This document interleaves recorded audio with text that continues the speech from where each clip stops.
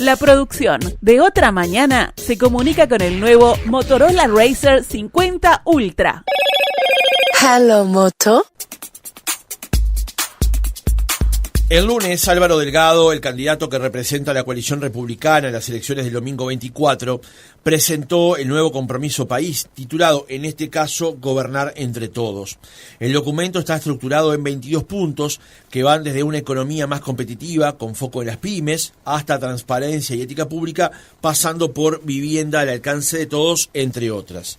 Esta mañana vamos a detenernos en uno de esos puntos, el vinculado a seguridad, que según las encuestas de opinión pública es el tema que genera más atención en los uruguayos. Álvaro Delgado, al presentar el documento, lo mencionaba de esta manera. La verdad que fue sencillo avanzar en esto, no solo por la voluntad, sino porque había una base común que veníamos trabajando de 5 años en el gobierno nacional y además porque teníamos coincidencias notorias que hace que hoy seamos, los que estamos acá, la coalición de gobierno, el único proyecto político que tiene un programa hoy para presentarle a la gente.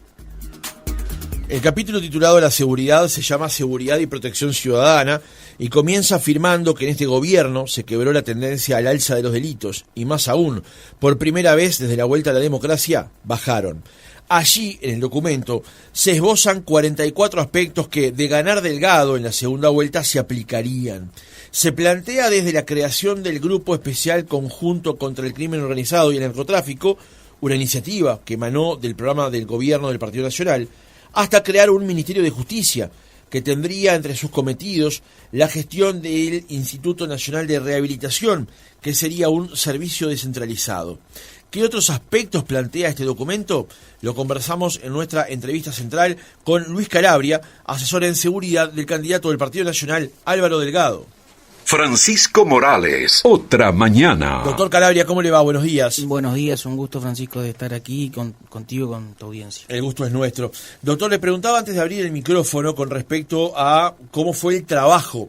Habíamos conversado el martes de la semana pasada con Agustín Iturralde, quien nos conversaba que se había habido una primera reunión, que iba a haber unas reuniones subsiguientes, que iba a tratar de emanar este documento que finalmente se presentó el lunes al mediodía. ¿Cómo fue el trabajo? Fluyó de una manera muy natural. Trabajó ahí, muy importante fue la gestión de Agustín Iturralde, coordinando con los demás coordinadores generales de los demás partidos de la coalición. Y bueno, obviamente se hacían consultas en temas puntuales con los coordinadores de cada ítem temático. Lo que estaba propuesto por parte del Partido Nacional en su programa de gobierno, ¿cuánto pasó el tamiz de ese encuentro y cuánto está finalmente incorporado a el programa Gobernar entre Todos? No, creo que está contemplado el espíritu de la coalición. En realidad hay allí una coincidencia que se venía trabajando de antes, porque realmente fue fácil llegar a este documento, llegar rápidamente, porque ha habido un trabajo conjunto y una misma sintonía en la mirada en los 5 años de gestión. Entonces la experiencia del primer compromiso fue muy importante para que fluyera este segundo compromiso de gobierno entre todos de manera muy natural. El documento, en el aspecto 19, que tiene que ver con la seguridad, señala: en este gobierno se quebró la tendencia al alza de los delitos y más aún, por primera vez desde la vuelta a la democracia, bajaron. El segundo gobierno de la coalición debe dar un salto cualitativo en el abatimiento de los homicidios, reducción de la violencia a las mujeres y en la lucha contra el narcotráfico y el crimen organizado. ¿Por qué era necesario enfocar la primera parte de este documento en señalar cuál era el resultado hasta ahora de la gestión en seguridad? Bueno, porque es importante el contraste, ¿no? Estamos en una instancia netamente de contraste. Entre la experiencia de gobierno que tenemos en estos 5 años con la experiencia de gobierno de la otra fórmula que compite, que durante 15 años estuvo en el mando del país con tiempo, con plata, con poder, tenían mayorías los 3 periodos. Y bueno, hay que comparar los resultados, hay que contrastar. Yo no soy de los que rehúye el contraste, por el contrario, esta es una instancia justamente para que queden claro los dos modelos en este caso de seguridad, que son bien diferentes. Yo he escuchado en este tiempo la discusión respecto a la gobernabilidad. Para mí no es un tema. Gane quien gane, va a gobernar. El asunto es que unos podemos gobernar bien y otros pueden gobernar mal, como ya lo hicieron. Entonces, nosotros decimos que tenemos las mejores propuestas, el mejor equipo, el mejor candidato, y otros tendrán que mostrar por qué cuando tuvieron el gobierno les fue mal. Uh-huh. Doctor, el programa se estructura, como decíamos, en 44 aspectos vinculados a la seguridad. ¿Cuál es el principal mensaje que quiere transmitir la coalición de gobierno? Antes de pasar a la profundización de tema por tema, digamos. ¿Qué es lo que quiere pasar como mensaje hoy la coalición de gobierno cuando le plantea al elector devuélvanos la confianza en materia de seguridad? Que podemos mejorar. Que podemos mejorar porque hemos mejorado. Hoy la seguridad está mejor. Es indiscutiblemente así. Está mejor. Con cuestiones pendientes, sin duda, pero estamos en el camino correcto y sería muy peligroso regresar a políticas fallidas como las que tuvo el Frente Amplio en materia de seguridad. Nosotros podemos en los próximos 5 años mejorar mucho en materia de seguridad. El país. Podemos empeorar mucho, ¿no? Si vuelven los que fueron mariscales de fracaso, como definió Jorge Larrañaga, a los referentes de seguridad del Frente Amplio, en particular de Gustavo Leal, que es la referencia que ha aparecido junto al candidato Orsi. En los tiempos que estuvieron en el gobierno, aumentaron 100% los homicidios, aumentaron más de 300% las rapiñas, se desmantelaron comisarías, la policía perdió autoridad y confianza. Entonces, volver a esas políticas de seguridad sería un enorme retroceso para la sociedad uruguaya. Uh-huh. Ahora, de todas maneras, usted plantea que en estos 5 años la seguridad mejoró en el país. Lo dice usted acá, lo dice el documento. Lo dicen los datos. El 9 de abril de este año, la consultora Cifra presentó un informe con respecto a el principal problema del país. Y el 47% sostiene que la inseguridad y la delincuencia es el principal problema del país. Porque el 50% de la población entiende que este es el principal problema y a la vez ustedes pueden enseñar unos números y decir sobre eso que se está mejor. ¿Y cuánto era en el 19? 70%. Y eso es una mejora en la percepción. Indudablemente nosotros queremos la actitud nuestra respecto a todos los temas y seguridad en particular no es de camiseteo. Lo que nosotros no podemos es conceder al discurso del Frente Amplio de que las cosas están peor, porque no es verdad. Las cosas están mejor en materia de seguridad. Nosotros queremos mejorar mucho más. Por ejemplo, contuvimos el alza de los homicidios, que si se hubiera mantenido la tendencia de los homicidios que venía en el gobierno del Frente Amplio, en vez de estar en el entorno de los 400 homicidios al año, estaríamos en más de 500. Entonces, contener ya es un avance. Nosotros lo que queremos es reducir significativamente y por eso tenemos medidas concretas para atender ese tema. Pero los otros temas hemos tenido bajas consistentes de rapiñas, de hurtos, de abigeato. Entonces, en el panorama global, nosotros tenemos la responsabilidad de comprender lo particular cuando la gente se siente afectada, cuando se siente insegura, que efectivamente hay una percepción de parte de la ciudadanía de que las cosas tendrían que haber mejorado más.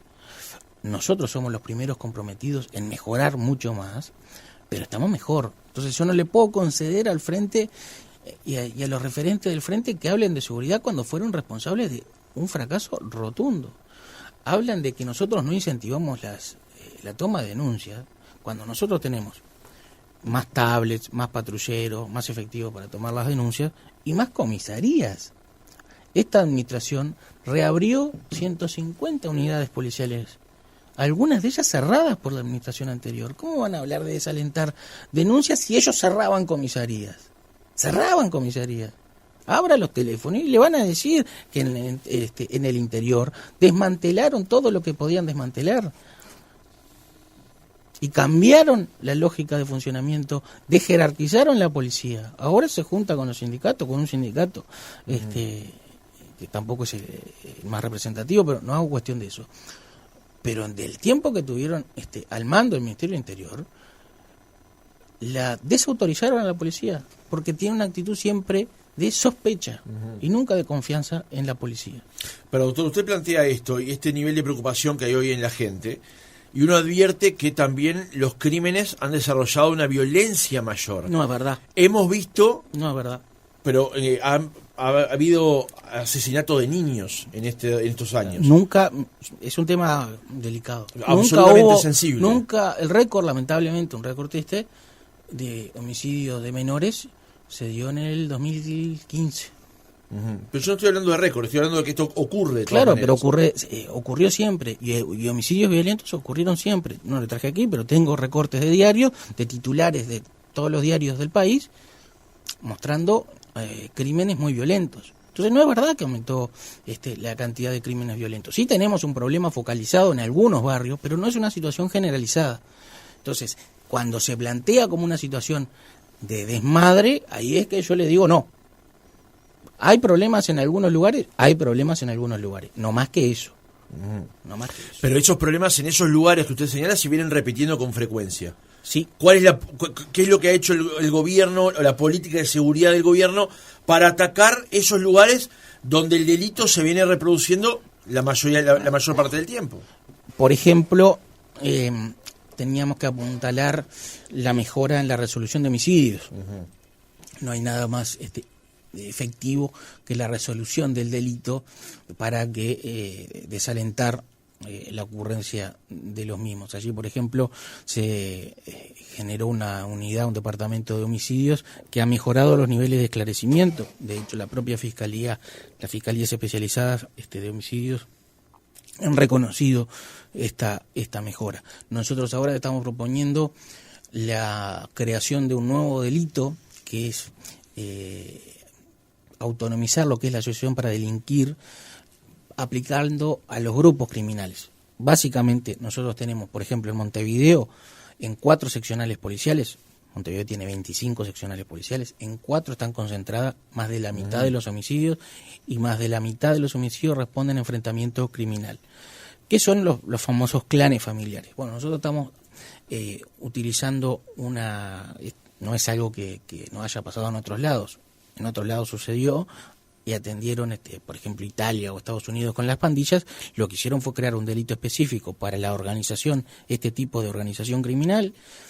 Le dieron una pena muy fuerte y sobre todo el aislamiento penitenciario para cortar los lazos con el territorio, que es lo que en definitiva les da poder, ese lazo, la continuidad del vínculo con el afuera. Por tanto, nosotros estamos proponiendo un sistema, un delito nuevo, una pena muy dura, un aislamiento penitenciario. De hecho, en este documento, el último punto es la construcción de una cárcel de máxima seguridad, que entre otras cosas va a servir para los grupos, para estos grupos de criminales, de clanes familiares, y también para el crimen organizado. Entonces, tenemos medidas concretas para atender esa problemática que está focalizada. Eso es lo que me interesa resaltar. Hay un tema focalizado y no generalizado. Doctor, un par de preguntas más con respecto al escenario actual para luego pasar a lo que tiene que ver con el programa y lo presentado el día lunes. En una conferencia, una interpelación, el ministro del Interior, Luis Alberto Heber, había presentado en el Parlamento una serie de clanes que funcionaban en varias zonas de Montevideo y zona metropolitana con respecto a el tráfico del narcomenudeo en la ciudad de Montevideo y de vuelta en Canelones, San José, zona metropolitana. De hecho, usted todavía en ese momento integraba la Secretaría de Interior. De ese momento hasta aquí, ¿se ha logrado desbaratar? ¿Se ha logrado atacar fuertemente eso que el Ministerio ya tiene identificado? Sí. A ver, está muy buena la pregunta y es el centro del asunto. Cuando nosotros fuimos ahí al Parlamento, se expuso en una sesión secreta, porque se habían dado datos que eran sensibles para las propias investigaciones. Se presentaron las 45 organizaciones del área metropolitana y luego se detectaron otras en el país. Son alrededor de 60 en el país. Allí también se presentaron las acciones que se habían tomado de parte de la policía y de fiscalía contra esos grupos. desde detenciones, allanamientos, incautaciones, hasta el tiempo de privación de libertad. ¿Qué sucede? Hay una rotación, porque las penas tampoco son lo dura que deberían ser. Yo soy de los que participo de la idea que la disuasión por severidad punitiva funciona. Esto es penas duras. Inflación penal, digamos. Penas duras. Para algunos delitos es fundamental tener penas duras. Y en esto comparto el criterio que tenía, por ejemplo, Julio Guarteche, que era partidario en algunos delitos particularmente violentos, penas muy duras. Por eso es que nosotros estamos creando un delito nuevo justamente para atacar esos clanes, porque si no se diluye en la normativa vigente, que no tiene penas demasiado duras, una pena muy dura y el aislamiento penitenciario. Esas tres cuestiones, el delito nuevo, que lo usó mucho Estados Unidos con las pandillas, esto es que cada integrante de la organización criminal responda por todos los crímenes de la organización, más allá de la participación directa que ha tenido. Una pena elevada y el aislamiento penitenciario total. Con respecto a si de aquel momento hasta ahora se logró avanzar. Claro, el tema es que el ataque que se le puede dar con la normativa actual no es el suficiente. Por eso que nosotros avanzamos y subimos el nivel tanto con la creación del delito como la elevación de la pena. Usted decía recién que los planes que propone la coalición republicana son distintos, son diferentes a lo que plantea el Frente Amplio. Usted plantea que el modelo que ustedes aplican hasta ahora ha dado resultados, esperan más, no están conformes, esperan más, y no quiere dar lugar al debate con respecto a todo aquí ha empeorado con respecto a años anteriores. Hay una crónica que salió en El Observador en noviembre de 2023 que decía que en ese año, hace 20 años en Montevideo se robaban 12 autos por día, ahora son casi 11. La zona donde más se registraban este tipo de delitos era Parque Valle y ahora también. En 2 décadas los robos de autos estuvieron casi incambiados, incluso en las marcas preferidas por los delincuentes. Hace 20 años el vehículo más robado era el Volkswagen Gol, seguido por el Fiat Uno. Ahora el podio lo tiene Fiat, seguido por Volkswagen. La pregunta con respecto a esto que compara 2003 con 2023 es: ¿hay posibilidades reales de que con los planes que aplica la coalición o que plantea aplicar la coalición se cambie realmente la pisada para la gente común y no para las estadísticas del tema seguridad? Yo estoy convencido de que sí. En el caso particular de los vehículos automotores, también reabrimos la brigada del departamento de automotores y ahí mejoró la eficiencia en la investigación y en los resultados. Eso era Parque Valle el punto rojo fundamental del tema. Pero sí, a tu pregunta la respuesta es contundentemente sí, podemos, reitero, mejorar significativamente en materia de seguridad. Estamos convencidos de eso y hemos mejorado. Insisto con el punto porque la discusión de las estadísticas, no me quiero quedar en el dato, pero no puedo obviar el dato, porque y hay que hacer memoria.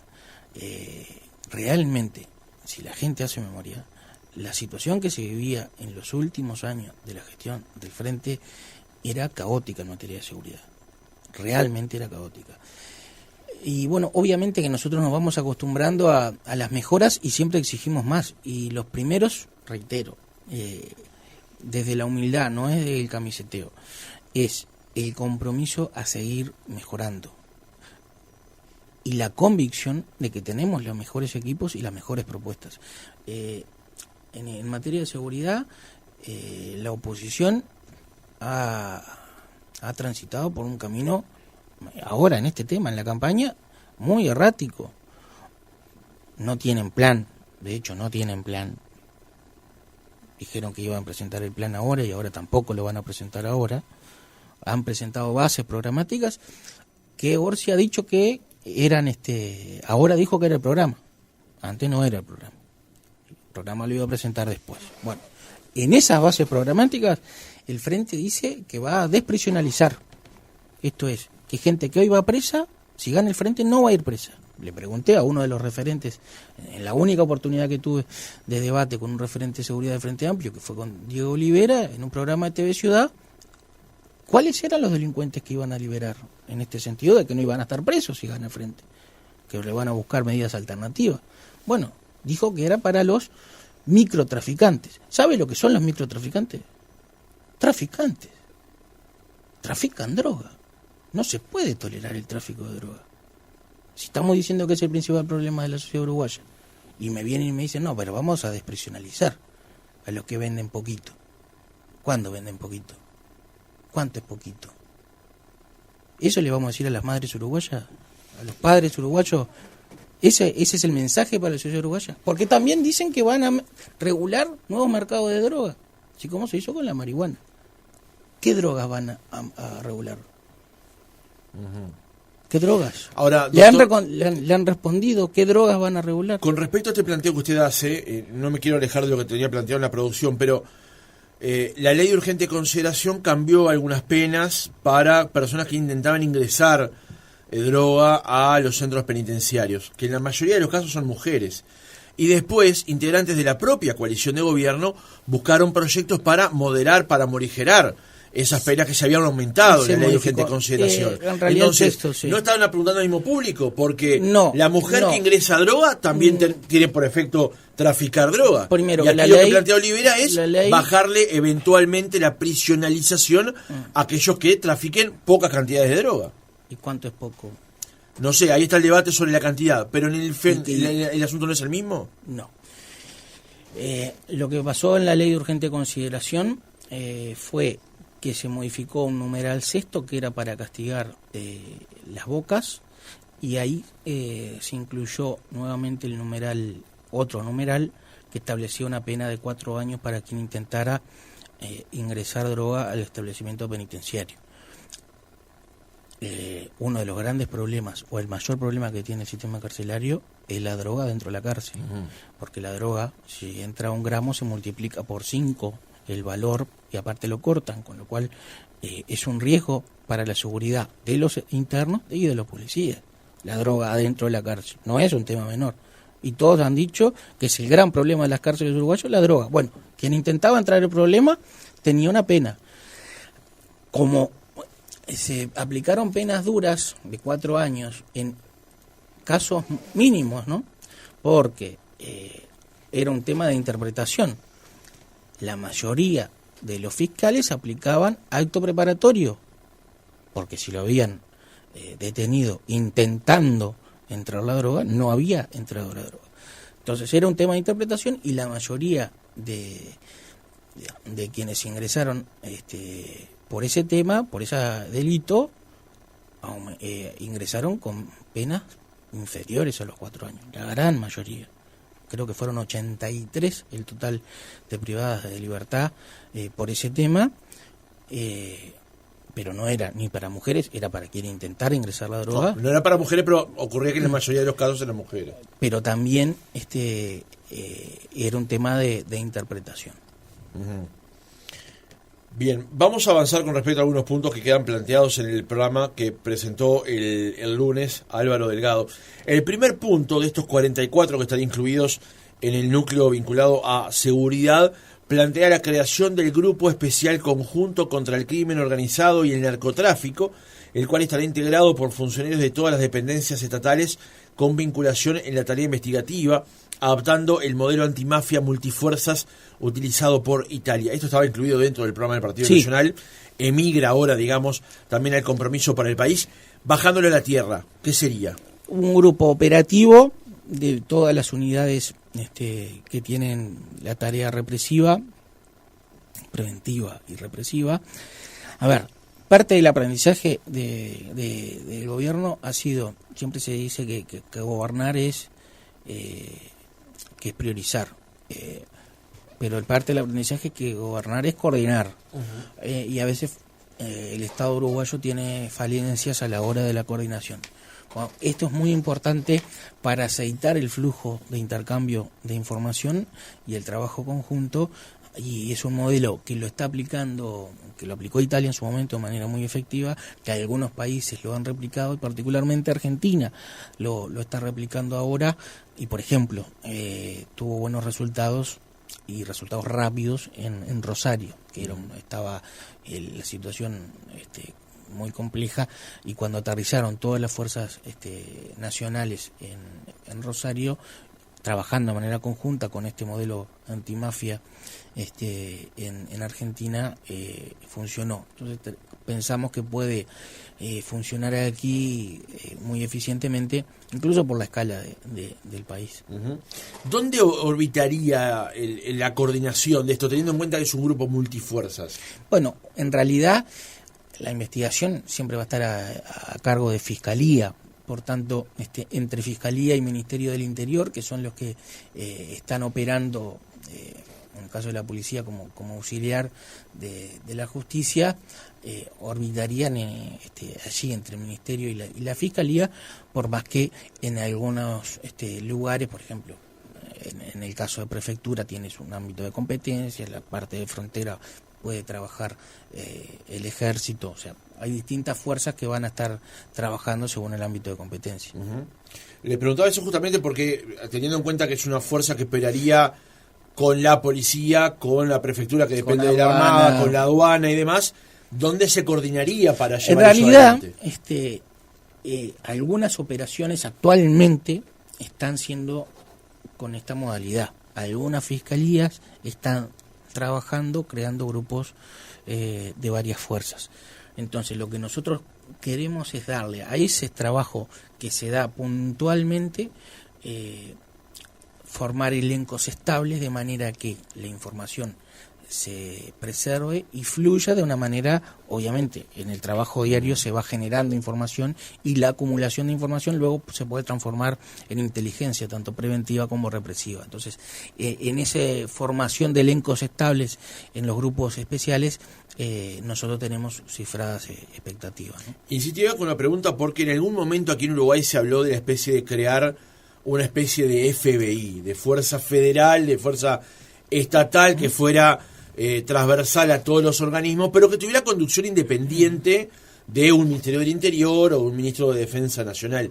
¿No va por ahí esta propuesta? No, yo creo que no es necesario eso, que con este diseño se puede funcionar perfectamente de manera fluida. Yo creo que este es el diseño que el país está precisando en este momento. Otro de los puntos que plantea el programa sugiere la creación del Ministerio de Justicia, que tendría la conducción del servicio, o a su cargo la conducción del servicio de rehabilitación de las cárceles, digamos. Antes de pasar a lo que tiene que ver estrictamente con la cárcel, ¿cuáles otras tareas tendría a su cargo un Ministerio de Justicia?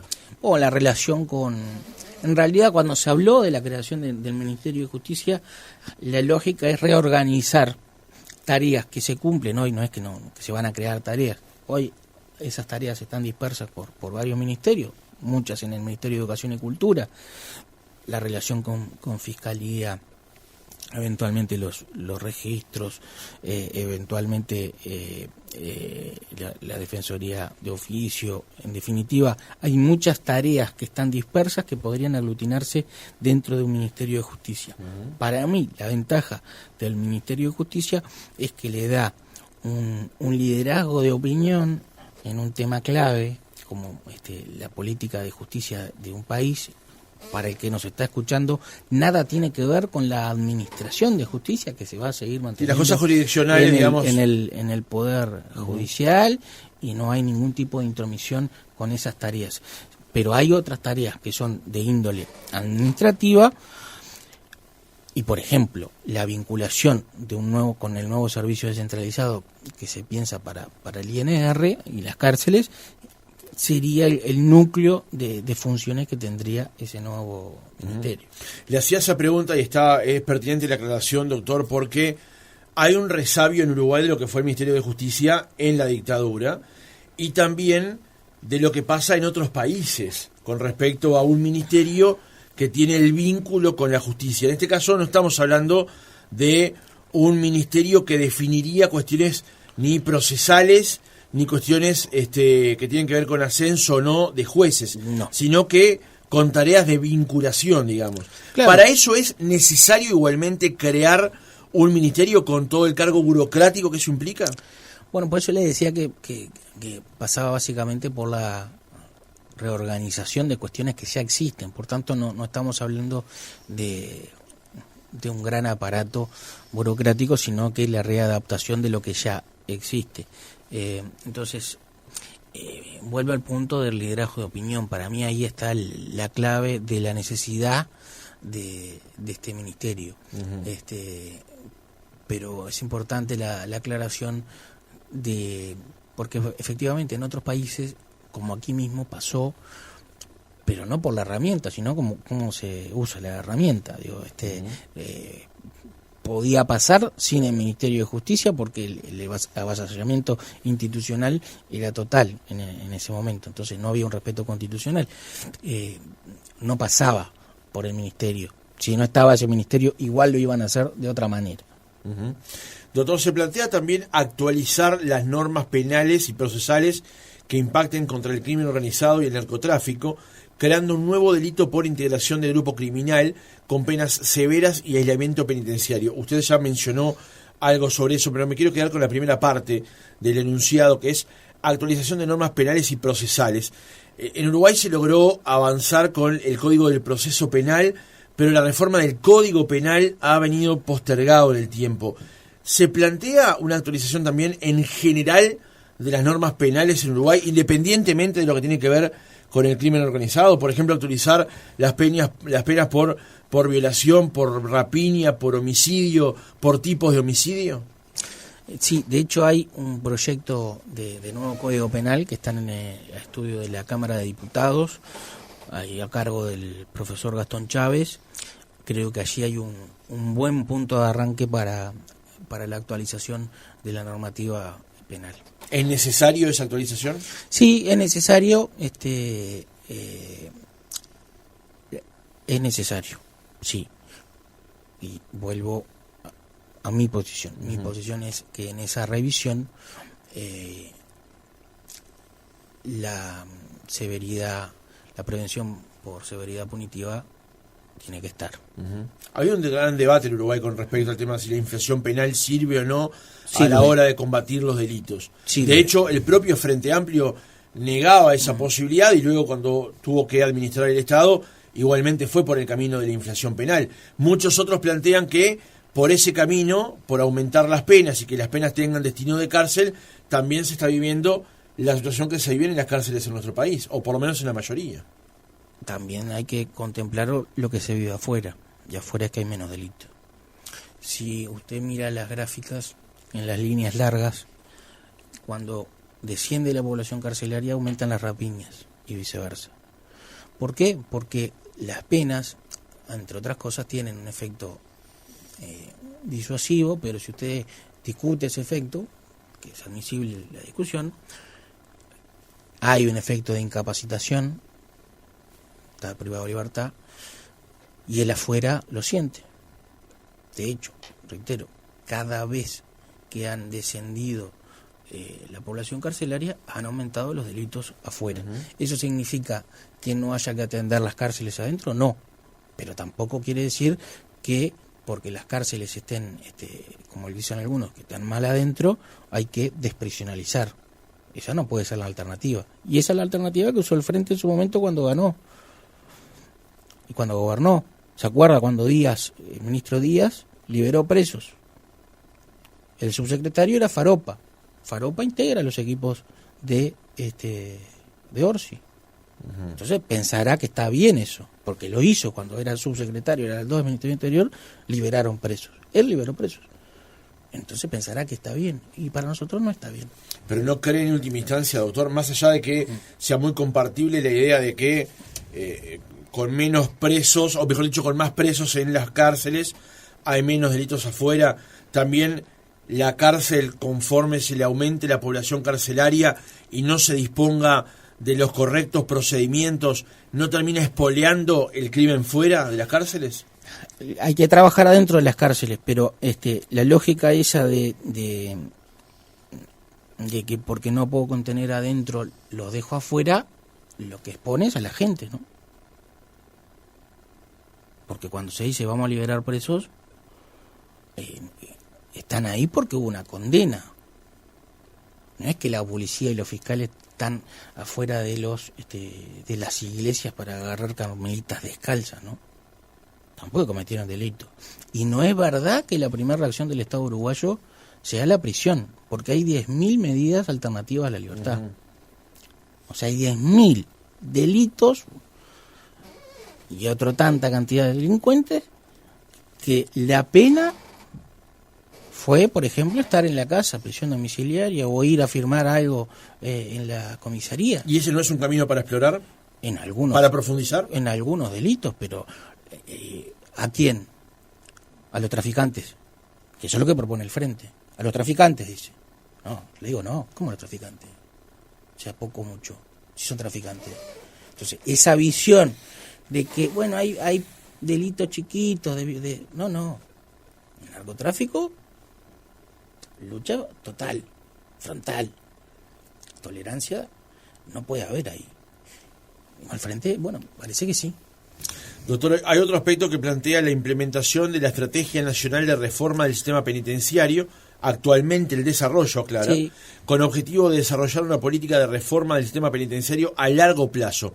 En línea con dicha estrategia, asignar un aumento presupuestal significativo para dar cumplimiento a la misma. ¿Qué implicaría ese desarrollo?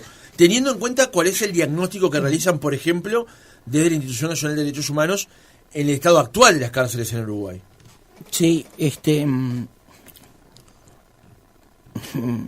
una digresión. Faropa, que integra el equipo de Orsi, fue presidente de la Institución de Derechos Humanos y en momentos que Larrañaga era ministro, vino aquella andanada de críticas de abusos policiales, ¿se acuerda? Al comienzo de la gestión, que decían que había abusos policiales todos los días y que la LUC iba a incentivar el gatillo fácil, y una cantidad de mentiras.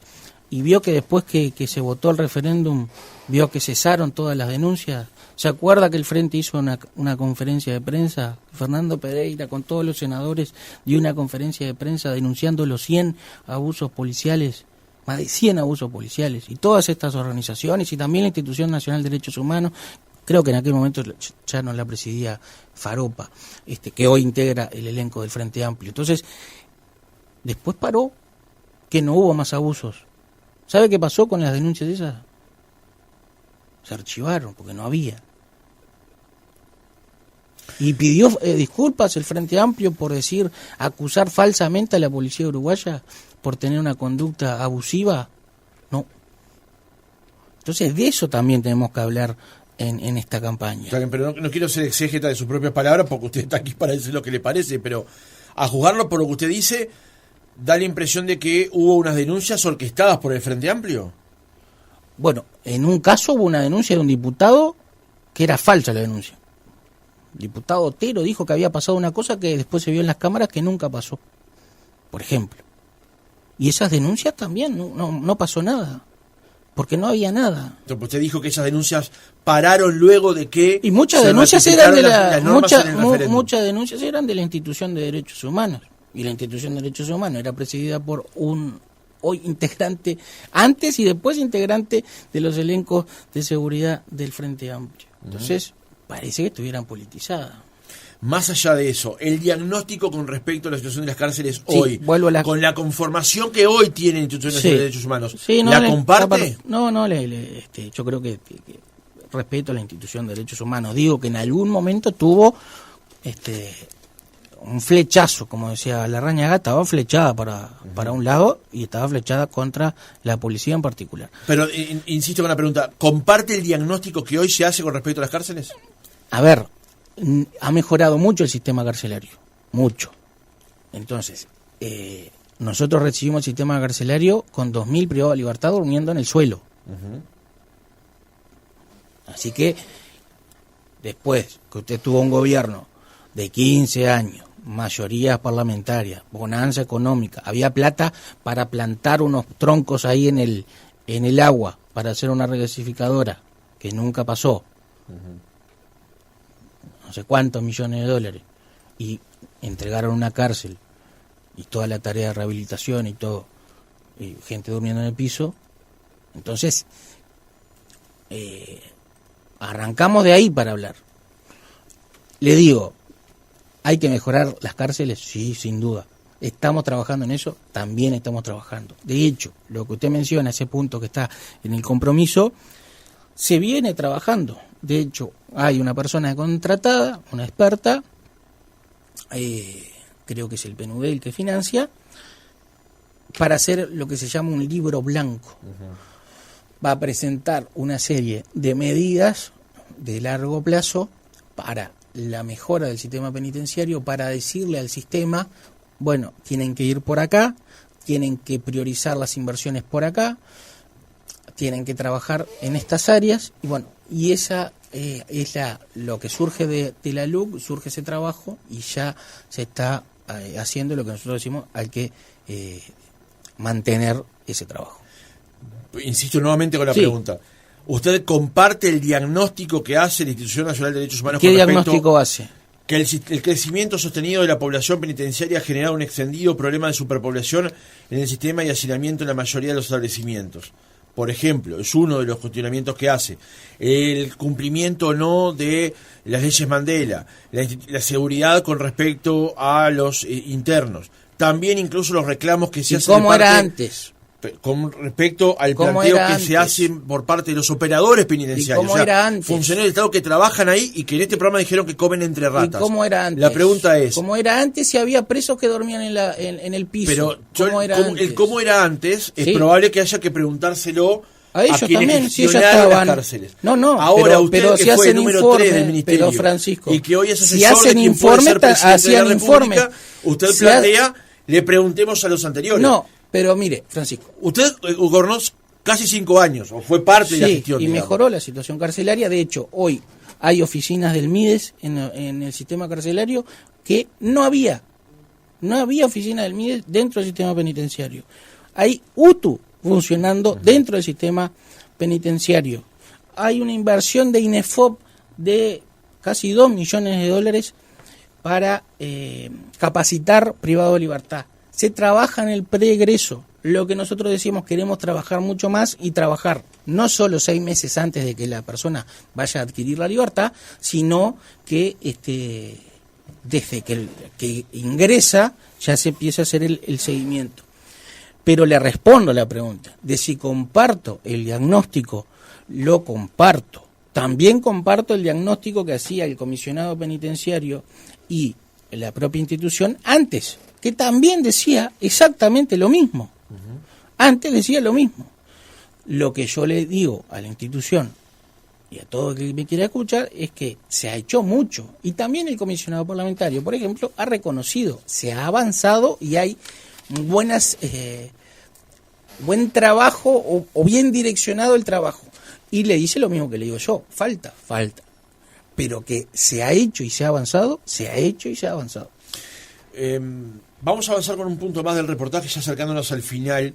Días pasados, Yamandu Orsi firmó un compromiso para proteger a la policía con unos sindicatos en Durazno. Una coordinadora nacional de sindicatos policiales se afirmó allí. El candidato del Frente Amplio en esa instancia estuvo acompañado por Gustavo Leal, quien fuera director de Seguridad y Convivencia del Ministerio del Interior en la gestión que llevó adelante Eduardo Bonomi en la última del Frente Amplio. Luego hubo un intercambio allí entre el candidato Yamandu Orsi y también el ministro Martinelli. La presencia de Leal allí, que es parte del equipo de seguridad del Frente Amplio, que está integrado, entre otros, como usted señalaba, por Faropa, una persona del Partido Colorado que ahora también estaría trabajando, digamos, en ese ámbito. ¿Qué sensación le genera el hecho de que Gustavo Leal esté nuevamente asesorando, o ahora tal vez de forma más pública, asesorando al candidato del Frente Amplio? Pública está por ahí nomás, ¿no? Por eso dije un poco más pública tal vez, porque está allí, no ha hablado. No habla. Pero ¿por qué no está habla? allí. Bueno, no lo eso pueden... es pregunta de... ¿Pero usted lo ha invitado? Sí. No, yo no lo he invitado, pero no he tenido respuesta tampoco a otros planteos, así que... Cuando me invita yo vengo. No, yo lo llamé por teléfono y al día siguiente estaba acá. Mire, yo de Leal voy a decir lo que dijo Larrañaga de él en el 2019, que está plenamente vigente. Leal es uno de los mariscales del fracaso en la política de seguridad del Frente Amplio. El problema es la concepción que tienen de la seguridad en el frente. Tienen malas propuestas, tiene malos equipos y no puede mostrar los equipos, porque esas apariciones esporádicas que hace Leal es sin hablar. Y estamos a 20 días de una elección. Va a ser referente de seguridad y no habla, no explica las medidas. No viene como yo, como otro referente de la coalición de gobierno a decir, bueno, vamos a hacer esto y esto. ¿Por qué? ¿Sabe por qué? Porque no lo pueden mostrar. ¿Sabe por qué no lo pueden mostrar? Porque ellos saben que fracasaron en materia de seguridad. Orsi sabe que no puede mostrar a nadie, porque fracasó en materia de seguridad. Ese es el problema. Luego de esta presentación, el ministro Martinelli publicó un largo posteo en la cuenta de X donde puso: Yamandú, ustedes nunca le dieron respaldo político a la policía, nosotros sí. Tampoco le dieron respaldo jurídico, nosotros lo hicimos con la LUC, esa misma que ustedes intentaron y siguen intentando derogar. Mientras ustedes se olvidaron de los policías que viven en asentamientos, nosotros estamos trabajando para realojarlos dentro del plan Avanzar. Quiero hacer un par de preguntas con respecto a esto. Aquí el ministro dice que nunca se le dio respaldo político a la policía. ¿Cómo se tradujo el respaldo político de la coalición de gobierno a la policía hoy por hoy? Y se le dio respaldo. ¿Pero qué implica ese respaldo? Más allá de los discursos. Se respetó al policía. Al policía no lo dejaban hablar con los vecinos, a los comisarios. No lo dejaban hablar con los vecinos. El comisario, que es el que tiene que tener el contacto. Por eso nosotros decimos, está acá, en el documento, el compromiso, de retomar a la comisaría como unidad básica fundamental de la policía, porque es la que tiene el contacto con el territorio, es la que tiene que investigar. Queremos devolver esas funciones primordiales que tienen las comisarías. Ellos cerraban comisarías, y aparte los comisarios le decían que no hablaran con los vecinos. ¿Sabe por qué no querían que los comisarios hablaran con los vecinos? Porque creían que la policía era corrupta. Entonces ese contacto lo podía corromper al comisario. Esa es la verdad. Siempre han tenido para la policía una actitud de sospecha, nunca de confianza. Usted lo que tiene que hacer es controlar. Primer desvío, corto.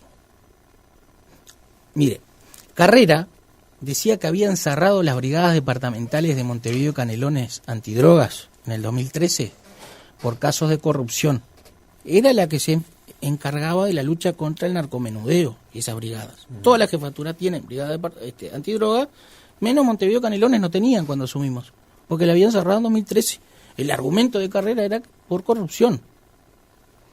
Pero ¿cómo? Esa es una lógica perversa. Usted tiene que sacar a los corruptos, pero no cerrar las unidades. Como que haya corrupción en un hospital y usted cierra el hospital. No, saca al médico que está mal.